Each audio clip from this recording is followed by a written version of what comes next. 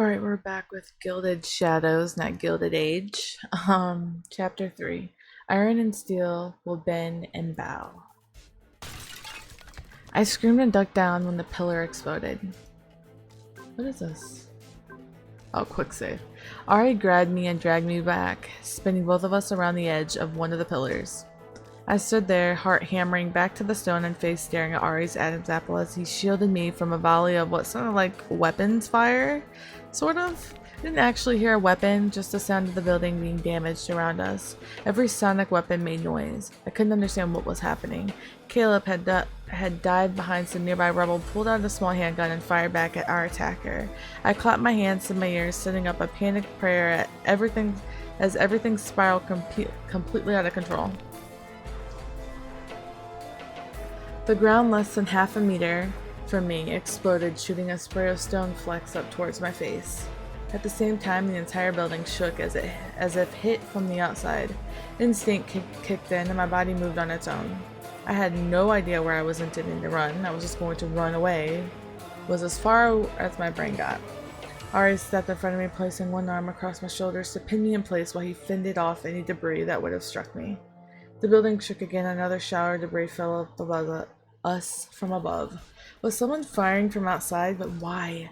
Ari did his best to shield me, but I wasn't interested in being protected by him. He was a damn kidnapper. He didn't get to act chivalrous now. I tried to shove him away, but he kept my arms pinned. Let's go. Stay down. A loud explosion rumbled to the floor and several more shoes struck the ground just beyond the pillar. Caleb fired back, though it didn't seem to do too much good. Is it just me, or is that a pissy burst? PSI burst? Pissy? I don't know what that is. It is not just you. Who even is that? Ari calmly placed a hand over my mouth. Will you shut up?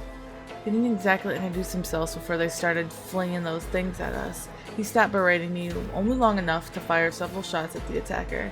I shoved Ari's hand off my face. Why are you shouting at me like it's my fault? And there are two of them now. One has a sonic rifle. There appears to be more of them outside. Not sure if they're from the same faction or not. Yeah, I noticed that when they started trying to bring the whole damn place down on our heads. The moment they get over the wall out there, we're done. Ari peered around the pillar. Those two are shooting at each other for the moment. Perhaps we should take this opportunity to flee. Flee where? We teleport and we might as well send up a beacon saying who we are and where we're going. What was the point of even coming here if we do? For a moment it was so surreal. It was as if I was watching it all from the outside. Caleb and Ari were just having a conversation while Caleb exchanged weapons fire with two people, one of them who was apparently an Esper shooting some sort of PSI attack at us. I just couldn't get my head around it.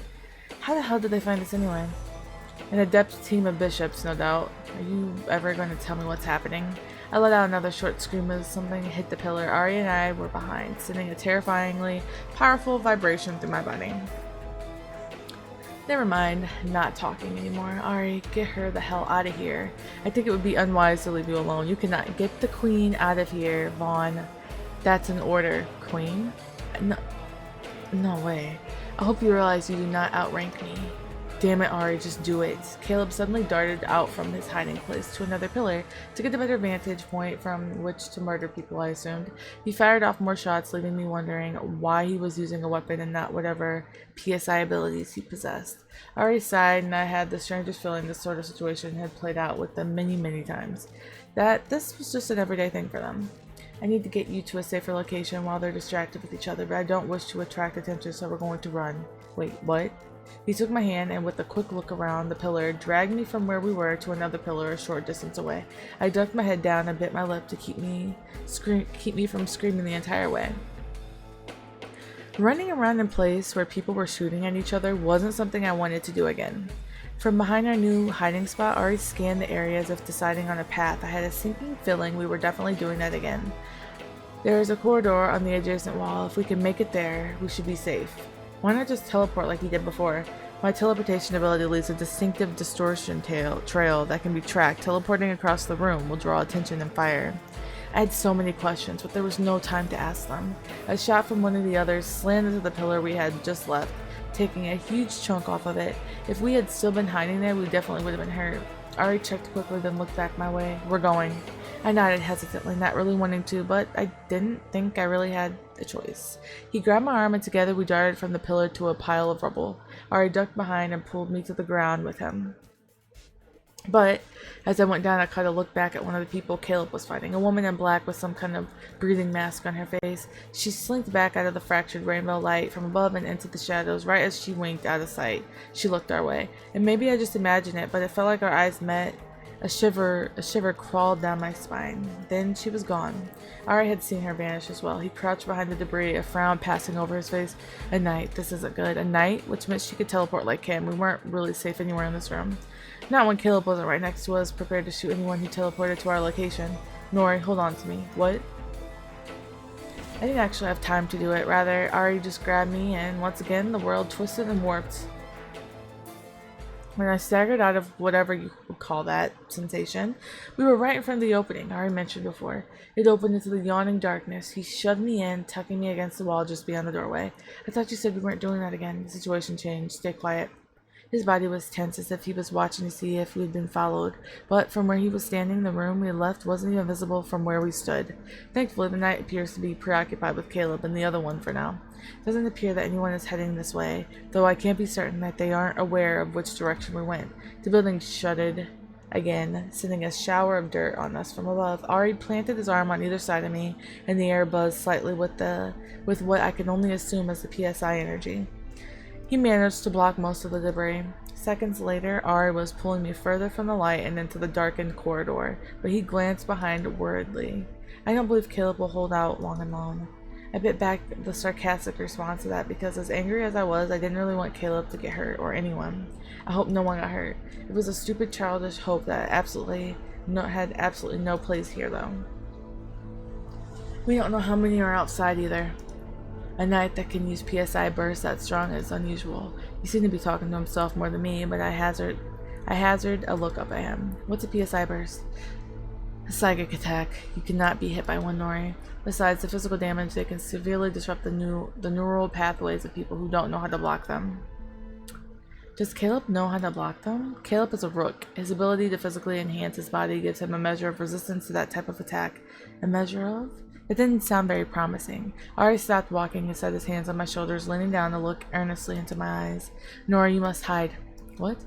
She and the others are targeting you. We had hoped to retrieve you before the other factions found you or moved in, but we underestimated them. What does that even mean? Listen to me, I am unsure who's outside at the moment, but someone is interfering with our connection to the net. I have been trying to call for backup, but I cannot connect. For now, I need to retrieve Caleb. In the worst case, I will get the three of us safety. It's better for them to know who we are than for you to fall into their hands. Find a safe place to hide until we come for you. He turned away, but I grabbed his sleeve. You're wrong, all of you. You're wrong about me. You are the one who was wrong.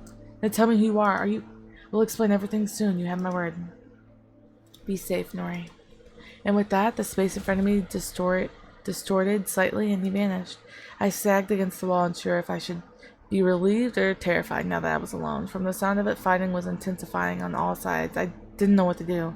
Whether it was because we didn't go far or because I had already done it once, the effects of the second jump hadn't been as bad as the first. I felt shaky, but that was more from being shot at than teleporting again. But I was glad for a few seconds to stop and collect my thoughts. Where do I go now? I didn't want to hide only to be caught by Ari and Caleb later on. Just because the other people searching for me were also terrifying didn't mean I would choose to go with them quietly. I clenched my jaw and continued down the corridor the way Ari and I had been going. There was very little light filtering in, and it was creepy as hell. I wouldn't have a chance like this again. While they were occupied, I needed to get as far away as I could. I couldn't afford to be cautious now. If I could make it outside, I could figure out how to get away from it all. I would get home again somehow. Broken glass crunched under my feet as I walked, but the sounds of fighting faded a bit as I went deeper into the building. I wasn't sure where I was going. My father had worked in places like this, though. Based on having been in a few similar buildings, I figured I'd find an emergency exit at the far end of this main hallway. There might be some in the rooms I passed, but I didn't want to corner myself in one of those, just in case. In the meantime, my mind was swirling with questions and uncomfortable theories. Caleb had mentioned a queen, or rather he'd clearly called me that. A queen, huh? That they somehow thought I was a queen ranked Esper might explain their actions somewhat. Espers were rare, less than 2% of the population, and of those, even fewer hit the upper ranks of the A scale. Queen and Kings were the two rarest ability types. Less than 1% of Espers held those ranks, far less, but I had never once demonstrated telekinesis on the level of something like a queen rank. Based on the skills I've exhibited, I always assumed I was on the lowest rungs. To have them thinking I was a queen? What would cause them to assume that? The fountain thing? It couldn't have been that. Neither Caleb nor Ari had even been around for that, unless Jack. Were they working with them? There shouldn't have been a way to know I caused the fountain thing, but if they'd already been watching me at that point, then they had some other reason to suspect I was an Esper. But that couldn't be it. A broken fountain was not queen-level telekinesis. There's no way Jack, or anyone else, would have seen that, immediately thought I was a queen, and that brought me back to the previous point. They should have had no reason to be watching me in the first place. Besides, Jack had the Delphine accent, while Caleb and Ari did not. That could mean nothing. But at a very surface level, it could show that they had nothing to do with each other. I didn't know. How could I come up with any solid answers based on the limited information I had? I couldn't. So, for now, getting away from this madness was my priority. With knights who could pop up in and out of shadows or wormholes, and who even knows what other abilities, I wouldn't feel safe until I was far away, far, far away from all these people. And even then, maybe not. They literally kidnapped me off the street in broad daylight and no one noticed. What could you do to fight against something like that? And Ari had mentioned some kind of interference with the net. I hadn't even tried to call for help since we arrived. Too much happened all at once, but sure enough, when I even went to pull up my interface and connect to the safety department, there was nothing. One of those factions out there had enough of clout to put up some kind of widespread interference with the nano system. That was insane. It wasn't like just anyone could do that. In-game Crimson, groups of the Calibre, sure, or the government. Ugh. I was in so deep over my head I didn't know if I'd ever be able to claw my way back out. There was a lump of panic growing in my throat, but I tried to swallow it down. I could not go to pieces. Just focus on one thing at a time. Trying to think about everything at once would get me nowhere. I locked my eyes on the cluttered ground and just tried to pick a careful path through the dark hall as I took slow, deep breaths. Except for the debris, the place was gutted. Offices and other rooms were empty, doors hanging open and broken hinges. The walls were scorched and some doors twisted and burned, an ugly reminder of the escalation that led to last year's attack, and now it was under attack again for a different reason. A soft scuffle of movement in a room to my left caught my attention. I froze, eyes wide as I tried to stare into the darkness there. I immediately thought of that lady in black slinking through the shadows the way she did.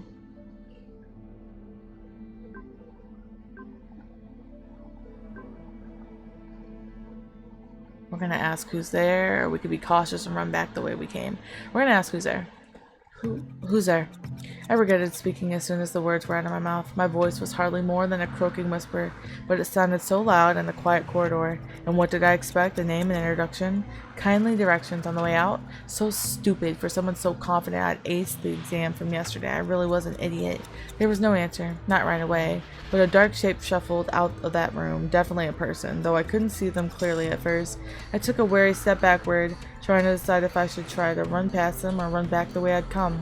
It was a bit late to find somewhere to hide. I heard a raspy whisper that made my stomach drop. How? The whispers crawled in me like snakes that stole my soul. I can hear him strangling all the light with his eyes. His eyes are everywhere. In me, and they want to be in you. How can you be here?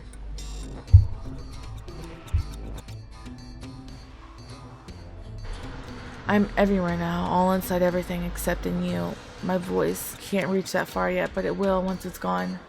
When it dissolves. One voice, just one, dissolving into the sea of eyes. The figure stepped into a patch of light that filtered in from somewhere. My breath caught in my throat. The person in front of me was exactly who I thought it was. The man from the fountain, the Esper. It was him. He was different. He changed. Ghostly skin and a strange gold light shining from his eyes. I didn't understand what I was seeing. What could possibly change someone like that? Drugs didn't do that to you. Nothing should be able to do that to you. I know you. Yes, we met before. They know you. He found you because of me, or he found me because of you. He found us all the same, and now we're going to fall into the eyes and disappear. You could have saved me. Why didn't you save me? He rushed at me, mouth twisted open, eyes wide and gleaming in the faint light. But even as he caught and pinned me to the wall, I was certain I saw tears wetting his face. I wanted you to save me, to take me to the stars. And now I'm gone. There's nothing left. What could have happened to this man?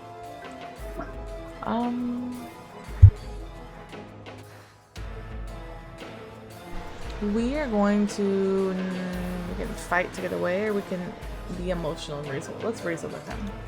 What happened to you? They found me. They found me and swallowed me. You said I could save you? He stopped for a moment, as if confused, and abruptly let me go, stumbling backwards away from me. I'm here now. I can help you now. He clutched at his head with a low moan, rocking it to the side. It's too late. It's too late now. His voice won't stop. It's never too late. I said it, but I wasn't sure. He looked up with me with agony-filled eyes, and my heart broke at that sight. I reached a hand out towards him. Let me help you. I can. No. He screamed and lunged at me. I tried to dodge, but he was too fast. He caught me around the throat, slammed me against the wall. A choked cry escaped, but was cut off as he squeezed my neck. I clawed at his hands, kicking my feet as he lifted me up off the ground. Oh God. Please. You can't help me. You can't. His voice, the eyes inside my head, everywhere. They want you. They'll devour you. Like they're devouring me. They're eating up in my brain until I'm gone, until there's nothing left. You're not gone, you're right here. I reached out with a trembling hand, fingertips brushing his cheek. There was a strange jolt when I touched him, tingling, then it started in my fingertips and spread out my arm. The man looked at me with confusion and terror. What's your name? And his eyes went wide and his hand slacked. He released me and I hit the floor, legs too weak and shaking to hold me up.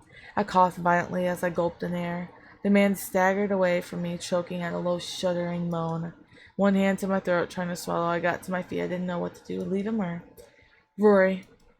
What? My name's Rory. I'm Nori. His eyes darted around as if he wasn't even sure where he was. He stared down at his hands and at me. There was something in his face, a clarity that hadn't been there before. Nori, you should leave. Get out of here. There are others lurking. If you stay, they'll catch you. Come with me. We can go. No. I'll hold them off. He gave me a gut-wrenching smile. It's the least I can do. I'm sorry. No, I don't want that. You really did save me this time. Thank you.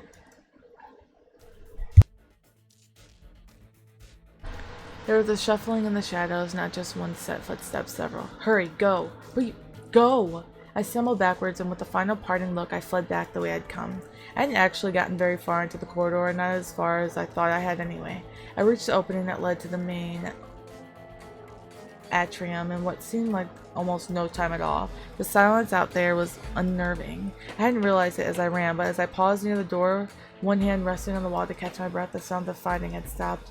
What was I even doing back there? I was supposed to be getting away, but with that man back there, it felt like I was hemmed in by enemies, unsure if I was being pursued or what I should do. I peered carefully into the atrium. My eyes went wide. There were bodies, not just one or two. I could only assume that people from the outside had gotten inside at some point. They were strewn about, and I didn't even know if they were unconscious or dead, and one of them was familiar, Caleb. He was alive, moving and struggling to sit up, and that woman in black was just in front of him, and her foot connected with his jaw, sending him slumping back to the floor. I let out an involuntary cry, and her head whipped around to me, and I clapped my hands to my mouth. Too late, she definitely spotted me. She held a hand out, and I knew what was coming. The air in front of me warped as I saw something release from her palm. And Ari was there, looking like he was barely standing as he held his arms up to block with one of his shields what I could only assume was a PSI burst. Why did you return? Someone attacked me. He looked back and reached out with one hand, then crumpled to the ground, and the woman was right behind him. I backed away, heart drumming against my ribs like it was ready to jump out of my chest. No. She simply kicked Ari's unconscious form to the side like he was nothing as she came towards me. I didn't want this. I didn't want any of it. I wanted to go home. I wanted my normal life. The woman reached for me. I covered my head, ducking lower, as if I could shield myself from her. Don't touch me. I screamed the word, and from somewhere deep inside, that scream just built and ripped its way out of me with enough force it felt as though I was ripping my throat open. It was like my own voice echoed inside my head over and over. There was a rumble and shattering glass, steel bent and broke. Rubble was falling, everything was falling, and then reality twisted. cold air hit me and I was running. Alright, that was a quick chapter. I'll see you guys in the next one. Thank you for listening.